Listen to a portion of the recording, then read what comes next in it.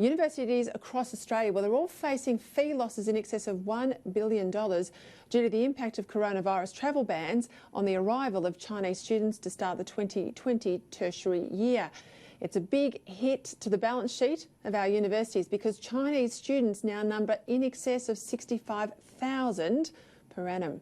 Now, there's been warnings for some time, hasn't there? The need to diversify our reliance on the Chinese market, not just in terms of resources and other exporting of goods, but also key income earners like education. But here we are, still very much exposed. Joining me now for their take on this and a whole lot of the other issues, I'll actually ask them about super too. Former Chief Economist to the Prime Minister, Dr. Andrew Stone, and Herald Sun's business columnist and a good friend of this show, Terry McCrann. All right, let's start with super. Terry McCrann, do we say no to the 12% and yes to more money in our pocket? Absolutely, Peter. This is not a time for increasing super in its own terms, but even more fundamentally, I've long agreed with Adam Crichton, who's obviously on your show most weeks, that this is not compulsory super was an idea for the 20th century. It's not really an idea for the 21st century. It's the whole system is a massive tax cost, and at the end of the day, it's not going to create it's not going to create the retirement incomes which would allow people to not be on their old age pension. And so I think any increase in the superannuation guarantee is just a process of putting more money into the hands of the industry super funds and what remains of the retail super funds. And Dr. Stone, of course, it was meant to provide for retirement and get people off the pension and ease the burden on the Commonwealth budget. But of course, people get their lump sum, pay off their house and end up in the pension anyway. Yes, so there are significant problems around the superannuation system and the degree to which it is actually alleviating pressures in the pension system.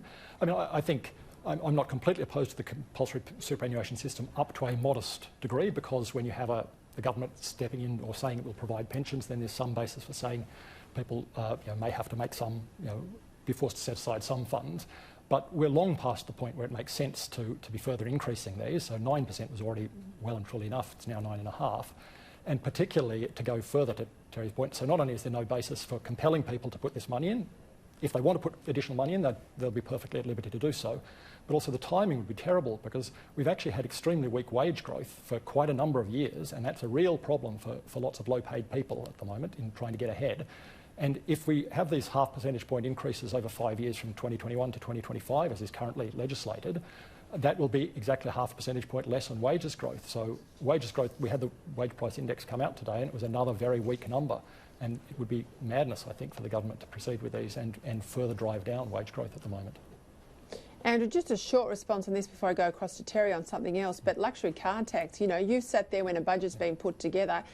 We're obviously in crook territory if we can't find $600 million out of the Commonwealth budget not to have the luxury car tax to offset it, because we no longer have a local industry, which is what it was set up for.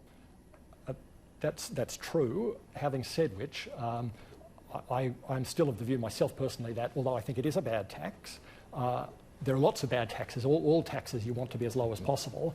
And so if I were going to say which is the first cab off the rank, if I had $700 million, $750 million a year to reduce taxation by, luxury car tax would not actually be my first choice. In fact, I'd much rather they brought forward. Sorry, that's right. But I'd much rather the government brought forward the permanent tax cuts that it has scheduled for 2022 and 2024. And this could go towards Terry, a luxury car tax, your view on that, but also, are we so exposed on the Chinese student that we're going to cause ourselves a lot of issues in the tertiary sector?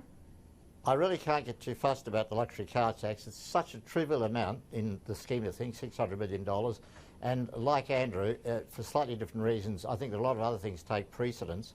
As for the China thing, clearly the trade-off of saying we have to protect the income base of the university, so just have unmediated inflow of people that might be at risk of bringing the coronavirus, the trade-off just doesn't make any sense. So I think that it's a legitimate thing to do. And I also think it's a very big wake-up call to the universities, as you say, who've been relying on this bounty from heaven, all those Chinese students, but more generally the economy. We've sort of expected China to just pour money into Australia. This whole coronavirus thing, I think, is a very, very big wake-up call about our future. Yeah, zero net emissions. Oh, we could talk about that all night, but that's also one of the reasons that I think we have forgotten how good we've had it. We think that the last 20 to 30 years have all occurred because of magic. And of course, we haven't been through some tough times. I think if we did, we might be a bit more realistic about a few things, not just Chinese students.